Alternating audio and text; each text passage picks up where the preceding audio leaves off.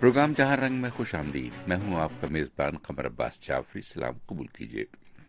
صاحب، آج ہم سب سے پہلے گفتگو کریں گے سعودی عرب کے وزیر خارجہ کے پاکستان کے دورے کے بارے میں، اور ماہرین سے یہ بھی پوچھیں گے کہ آخر کار پاکستان کی فارن پالیسی کس سمت میں جا رہی ہے، اور کیا مشرق وسطی آئندہ چند دنوں میں، چند مہینوں میں یا چند برسوں میں نیا فلیش پوائنٹ ہوگا. کرتے ہیں پروگرام کا. جیسا کہ آپ جانتے ہیں کہ سعودی عرب کے وزیر خارجہ فیصل بن فرحان ال سعود نے جمعرات کو پاکستان کا مختصر دورہ کیا. پاکستان کے دفتر خارجہ کے مطابق سعودی اور پاکستانی وزراء خارجہ کے درمیان ملاقات میں دو طرفہ تعلقات، باہمی دلچسپی کے امور اور علاقائی صورتحال پر تبادلہ خیال کیا گیا. خیال رہے کہ یہ دورہ ایک ایسے وقت میں ہو رہا ہے جب حال ہی میں وزیر اعظم پاکستان عمران خان نے سعودی عرب کے دورے کے بعد ملیشیا میں ہونے والی اسلامی ممالک کی کانفرنس میں شرکت سے معذرت کر لی تھی. پاکستان کا موقف یہ تھا کہ اس کانفرنس میں شرکت نہ کرنے کی وجہ بعض اسلامی ممالک کے تحفظات تھے جنہیں دور کرنے کے لیے مزید وقت اور کوششوں کی ضرورت ہے. البتہ ترکی کے صدر طیب اردوان کے حوالے سے ترک میڈیا میں یہ بیان سامنے آیا تھا کہ پاکستان نے سعودی عرب کے دباؤ کے تحت اس کانفرنس میں شرکت نہیں کی، لیکن سعودی عرب نے ترک صدر کے دعوے کو رد کرتے ہوئے کہا تھا کہ سعودی عرب اور پاکستان کے تعلقات میں دباؤ اور دھمکی کا کوئی پہلو نہیں ہے. البتہ اسلام آباد اور ریاض کے درمیان تعلقات گہری نوعیت کے ہیں اور باہمی اعتماد، افہام و تفہیم اور ایک دوسرے کے احترام پر مبنی ہے.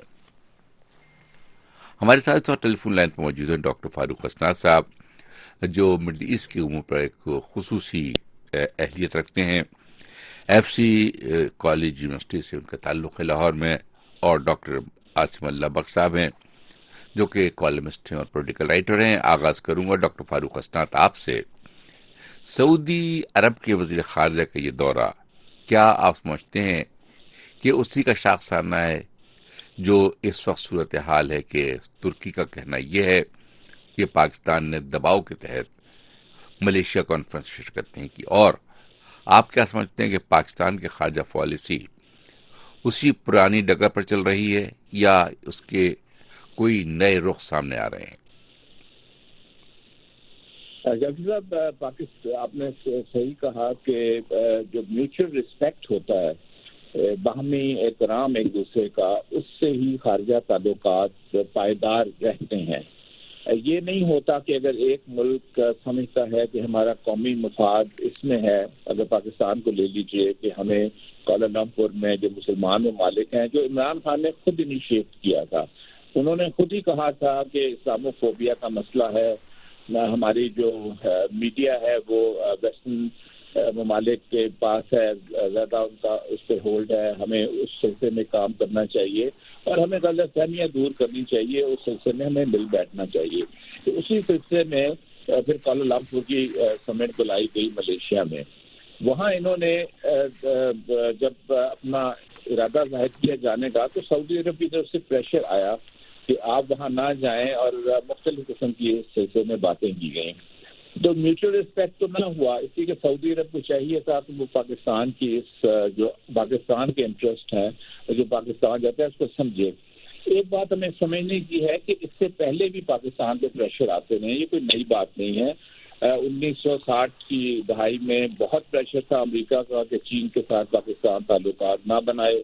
اس زمانے میں چین کے ساتھ شدید مخالفت تھی، امریکہ کی شدید کشیدگی بھی تھی، لیکن پاکستان نے چین کے ساتھ تعلقات بنائے.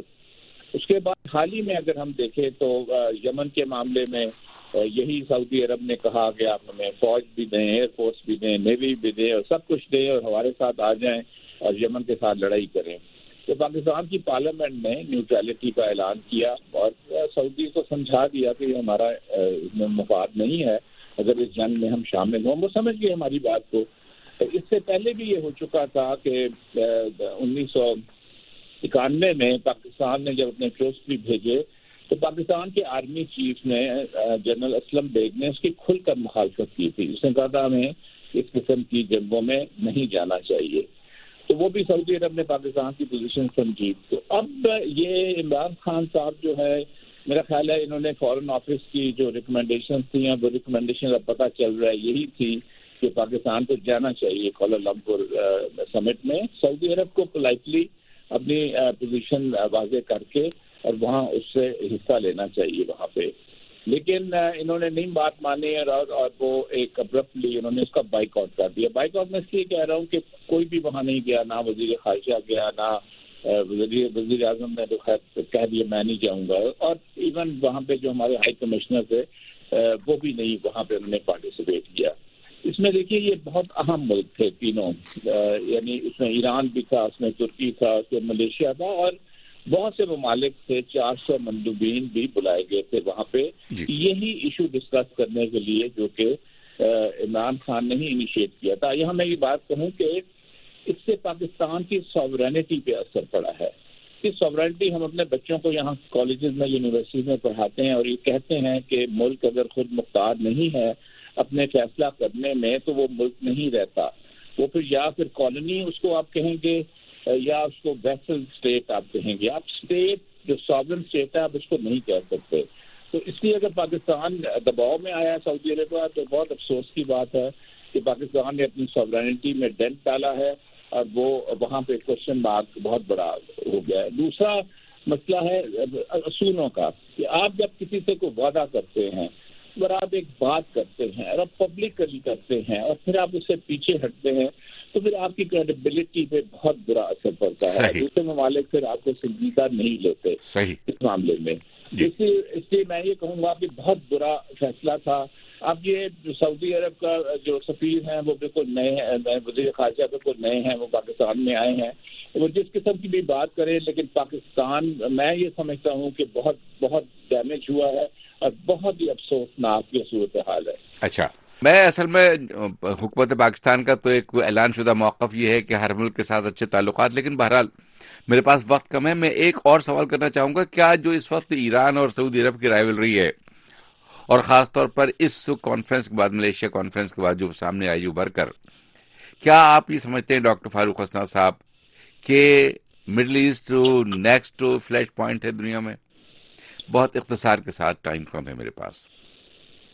بالکل فلیش پوائنٹ تو ہے، لیکن پاکستان نے ایک رول ادا کرنے کا پبلکلی اعلان کیا تھا، ایران میں کھڑے ہو کر صدر روحانی کے ساتھ اور پھر سعودی عرب میں بھی ہم فیسیلیٹیٹ کریں گے، لیکن اب پاکستان فیسیلیٹیٹ کرنے کی پوزیشن میں نہیں ہے۔ اب پاکستان ایک پارٹی بن چکا ہے سعودی عرب کے ساتھ، اور یہ اب وقت لگے گا کہ اس جو ڈیمیج ہوا ہے، ڈاکٹر صاحب نے بھی یہ کہا ہے، جو میں بالکل تائید کرتا ہوں کہ ڈیمیج ہوا ہے اور اس میں پاکستان کی کریڈیبلٹی کے اوپر بہت برا اثر پڑا ہے، تو اس لیے وقت لگے گا کہ پاکستان شاید پھر سے یہ رول ادا کر سکے یا نہ ادا کر سکے۔